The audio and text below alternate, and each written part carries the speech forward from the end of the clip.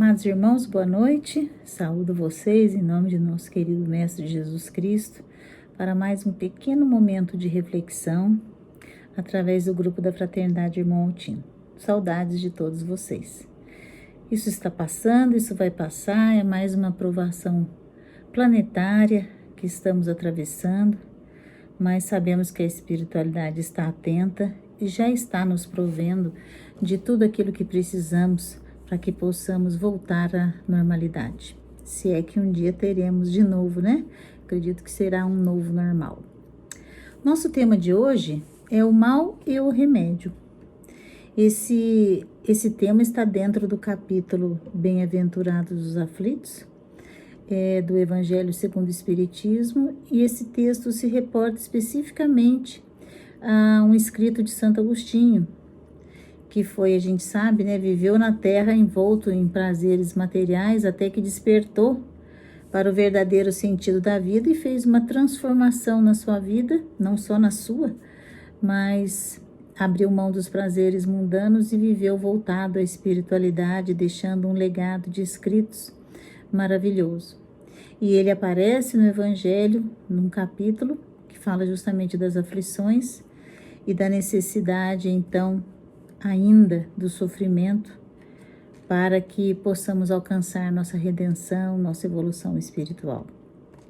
Interessante para mim, porque eu que vivo envolta com a questão de remédios e prescrições, quando eu vi o tema eu achei muito legal, muito interessante, e ao ler fiquei mais feliz por saber que estamos no caminho certo. Estamos no caminho certo ao acompanhar essa doutrina que tudo nos explica, que tudo nos traz de maneira muito mais fácil do entendimento, fazendo com que a gente possa não só acreditar, mas entender e nos consolar através de suas lições. Então, no capítulo que fala das aflições, eu poderia dizer que não seria o tema o mal e o remédio, mas por que não o mal é o remédio também. E aí vamos dizer, nossa, mas que coisa estranha, porque será que precisamos então do mal ainda em nossas vidas? A gente sabe, como o próprio Santo Agostinho coloca no texto, que a Terra não é um parque de diversões, né? Muito pelo contrário, a Terra é um planeta de provas e expiações, onde temos ainda muita dificuldade para nos relacionar, nos interrelacionar, porque carregamos dentro de nós ainda sementes de vidas anteriores, comportamentos fortemente arraigados em nosso espírito, que vez ou outra dão as caras na vida presente, né? Então, Santo Agostinho, ele foi muito inteligente quando percebe que o homem, na vida de gozo, de prazeres, se acomoda, muitas vezes se cristaliza, não se desenvolve. Temos as nossas sementes de virtudes que precisam ser despertadas, e muitas vezes só o aguilhão da dor para fazer com que a gente saia desse estado de verdadeira sonolência espiritual, onde as situações vão acontecendo, batem à nossa porta todos os dias e nós não sabemos como agir. Muitas vezes lastimamos e sofremos, colocando mais sofrimento no nosso problema, acrescentando dor ao nosso problema, justamente porque não entendemos o significado daquela prova, daquela expiação, daquela condição, daquela doença que bate à nossa porta. Santo Agostinho assim escreve: até quando, vou ler aqui, até quando vossos olhos só alcançarão os horizontes marcados pela morte? Quando enfim a vossa alma quererá lançar-se além dos limites do túmulo? Mas, ainda que tivesses de sofrer uma vida inteira, que seria isso ao lado da eternidade e da glória, reservada àquele que houver suportado a prova com fé, amor e resignação? Procurai, pois, a consolação para os vossos males no futuro que Deus vos prepara. E vós, os que mais sofreis, julgar-vos-eis os bem-aventurados na terra. A gente sabe que antigamente, até a gente pode dizer como uma tradição judaico-cristã, né, gente? Sempre foi muito valorizado o sofrimento como uma forma de expiação das nossas imperfeições. A grande maioria dos santos foram mártires, né? E sofrer era visto quase como uma virtude. Muitas vezes a gente sabe que haviam religiões que pregavam o cilício, né? O martírio, a automutilação, como que aquele estado de dor intensa física pudesse purificar a nossa alma. Mas não seria muito melhor que a gente aprendesse e fizesse as coisas da maneira correta, por livre e espontânea vontade? Qual seria então a função do sofrimento? Porque eu não acredito, nem eu gosto, e nem vocês gostam, né? De que a gente tenha que sofrer para aprender alguma coisa. O sofrimento, na maioria das vezes, não é uma escolha pessoal, pelo menos agora, não quando estamos na vida material.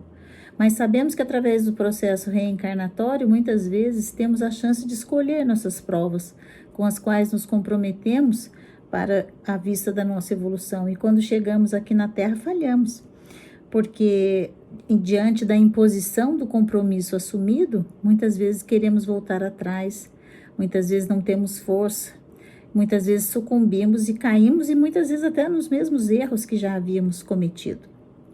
No Evangelho, segundo o Espiritismo, a gente entende, os Espíritos nos explicam que Deus é um Pai até muito melhor do que nós somos para os nossos filhos e que nós, sendo imperfeitos, Ele entende a nossa dificuldade, o nosso limite, a nossa capacidade e nunca que vai nos fazer sofrer, nos vai fazer passar por aquilo que não merecemos por prazer. A espiritualidade não é sádica, Deus é Pai, não é aquele que castiga, não é aquele que pune.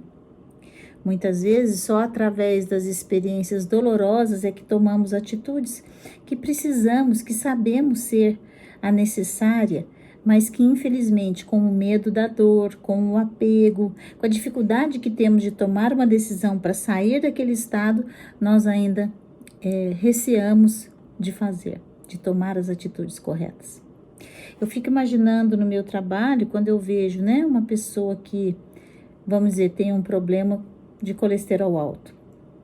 Ela prefere tomar o remédio do que se submeter às dificuldades de uma dieta. Isso é comum, isso posso dizer para vocês, 100% dos casos que eu atendo. As pessoas procuram sempre o caminho mais curto, né? O famoso atalho, que muitas vezes não leva a lugar nenhum. Por isso que Jesus dizia que a porta da salvação era a porta estreita. Todas as potencialidades que trazemos, que podem nos levar para uma vida feliz, vão esbarrar na rega dessas sementes, no cuidado com essas sementes para que elas possam desabrochar. Infelizmente, se a gente estiver num estado sempre de acomodação, isso dificilmente irá ocorrer. Então, quando somos confrontados com a dor de uma provação ou de uma expiação, nós temos dificuldade, nos assustamos, muitas vezes nos acovardamos, muitas vezes queremos voltar atrás, porque realmente sofrer não é bom e ninguém gosta disso. Esquecemos que temos remédios poderosos para nos ajudar nesse enfrentamento da dor. Esquecemos que Deus e Jesus estão sempre presentes em nossas vidas. Esquecemos muitas vezes que uma simples oração pode nos reconectar com o alto e nos fazer passar por aquela situação difícil sem ter que acrescentar mais dor àquele problema. Quando Santo Agostinho fala, eu vou até procurar um outro trecho que ele diz aqui que eu acho muito interessante. Ele diz: qual o remédio infalível para aliviar aqueles que sofrem? E ele diz: um só remédio é infalível, a fé, voltar os olhos para o céu. Se no auge de vossos mais cruéis sofrimentos cantardes em louvor ao Senhor, o anjo de vossa guarda vos mostrará o símbolo da salvação e o lugar que devereis ocupar um dia. A fé é o remédio certo para o sofrimento. Ela aponta sempre os horizontes do infinito, ante os quais se esvaem os poucos dias de sombras do presente. Lembrai-vos que aquele que crê se fortalece com o remédio da fé, e aquele que duvida 1 segundo da sua eficácia é punido na mesma hora, porque sente imediatamente as angústias pungentes da aflição. Gente, o que será que ele quer dizer com essa fé, não é? A que tipo de fé ele se refere? A fé assim que eu vou sentar, então eu vou esperar que uma solução mágica, um anjo vá descer dos céus e vai resolver o problema para mim? Eu garanto que não. A fé é aquela condição que criamos dentro da gente quando entendemos o processo. Através do autoconhecimento, entendemos perfeitamente em quais pontos ainda somos sensíveis, em quais pontos ainda temos muitos melindres, em quais pontos precisamos trabalhar para resolver as questões que nos são apresentadas diariamente. Se você percebe que no seu dia a dia você tem muito aquela situação, nossa, isso sempre está acontecendo comigo, vira e mexe eu estou enfrentando esse problema, isso está sempre passando na minha vida, está sempre acontecendo, pode ter certeza que alguma coisa está errada. Talvez, então, o que precise acontecer para que esse resultado se modifique é a mudança da sua atitude, que sempre para a gente é o mais difícil. Nós queremos os resultados, queremos a chegada, mas não queremos o caminho. Não queremos os passos difíceis, não queremos os calos que se formam, as bolhas que sangram nos nossos pés. Poderia ser diferente, realmente, se fôssemos espíritos mais evoluídos, onde já tivéssemos uma consciência plena de que melhorando a nós mesmos, poderemos ser pessoas melhores para os outros, poderemos enfrentar o sofrimento não como uma tragédia, não como uma desgraça, mas como algo que seguramente será o limiar de uma nova vida, de um novo recomeço, de uma nova história. Eu gosto de dizer para as pessoas que muitas vezes têm doenças sérias, que vão precisar se submeter a tratamentos difíceis, a tratamentos dolorosos, que nós que nós deveríamos nos imaginar nas margens de um rio bem caudaloso, onde estamos numa margem e sabemos que a recompensa encontra-se na margem do lado de lá. Só que para chegar a essa outra margem, a gente precisa atravessar o rio. A gente precisa enfrentar a corredeira, as pedras com lodo que podem nos fazer escorregar, o medo de afundarmos e engolirmos água. Mas a gente sabe que se fizermos força e dermos boas braçadas, a gente chega do outro lado. Mas o enfrentamento desse momento da decisão de se atirar ao rio para chegar ao outro lado é difícil. Então, muitas vezes, a gente precisa de um empurrão, de alguém que nos jogue naquela correnteza para que a gente enfrente aquele desafio. Quem é que nos joga na correnteza? A dor. A professora que sempre vem através de alguma coisa ruim que nos acontece, nos machuca, nos faz sofrer. Então, qual o remédio? O remédio é o bem sofrer, é a fé, de entender a fé raciocinada que mostra, através do entendimento, o porquê daquilo estar nos acontecendo. A fé que faz com que a gente saiba que nós temos um Pai que se encontra presente o tempo todo. Jesus nos dando a mão, segurando a nossa mão para que possamos atravessar aquele infortúnio. É muito difícil, nós sabemos disso, mas temos a chance de treinar todos os dias nas pequenas coisas. Temos a chance de, através das pequenas situações diárias e do cotidiano, ir preparando e lapidando o nosso espírito para o entendimento até que cheguemos nas maiores. Nada acontece à toa. Nenhuma situação adversa chega à nossa vida sem uma finalidade. E muitas vezes, quando vamos buscar as causas do porquê daquela situação acontecer na nossa vida, vamos ver que tiveram origem, muitas vezes nem em encarnações passadas, agora mesmo, né? Que a gente sempre busca imaginar o que é que fomos em outras vidas para justificar o que estamos passando. Nós não precisamos ir tão lá atrás, não. Muitas vezes as causas estão nas nossas vidas atuais, em pequenas coisas que ainda não deixamos de fazer, em pequenos pensamentos que ainda insistimos em ter, e muitas mágoas que teimamos em guardar no nosso coração. Então, o mal e o remédio, muitas vezes a gente poderia interpretar: o mal é o remédio. Mal no sentido daquilo que nos acontece, que nos machuca, que nos dói o coração, que nos sangra o coração, que nos fere o espírito. Essas sementes que existem no nosso coração estão doidas para desabrochar. Estão esperando a oportunidade de uma terra fértil, de uma chuva prazenteira, de uma chuva abençoada para que elas possam crescer. Através do autoconhecimento, podemos ter a chance de vislumbrar tudo aquilo que a consciência nos indica e nos mostra todo dia, porque sabemos quando erramos. Muitas vezes sabemos quando erramos. E quando erramos inconscientemente, já temos o perdão de Deus, que Ele reconhece, então, que aquilo foi movido sem intenção, que faz grande parte também daquilo que podemos classificar como certo e errado. Quando não temos intenção de magoar, o dano é menor. Então, gente, o que eu quero deixar para encerrar a nossa pequena explanação de hoje é que muitas vezes aquilo que interpretamos como mal, como doença, como desgraça, como tragédia, são condições redentoras em nossa vida.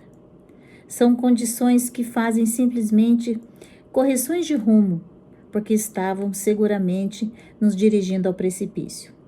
Nós podemos sim fazer isso sem a necessidade de sofrer. Mas enquanto aqui estamos com todas as nossas limitações e com todas as nossas dificuldades, saibamos enxergar por trás de cada problema, de cada dor, de cada mal que nos bate à porta, um aviso, uma sublime intervenção, uma situação de alerta para que façamos a correção de rumo necessário da nossa vida. As doenças nada mais são do que isso. As situações adversas nada mais são do que oportunidades de correções de caráter, onde possamos ser mais éticos, mais honestos, mais conscientes e mais voltados à compaixão, à caridade e ao amor ao próximo. Que Santo Agostinho, que toda a espiritualidade nos proteja e nos dê sempre essa lucidez para tentar enxergar através para que não nos prendamos nas questões puramente físicas e materiais, para que tenhamos sempre a ideia de que o que importa realmente é aquilo que a gente não vê, é aquilo que transcende, é aquilo que nos aguarda num verdadeiro futuro de paz e felicidade no plano espiritual. Fiquem todos em paz, na paz do Senhor, do Divino Mestre, e até a próxima, se Deus assim nos permitir. Que assim seja, graças a Deus.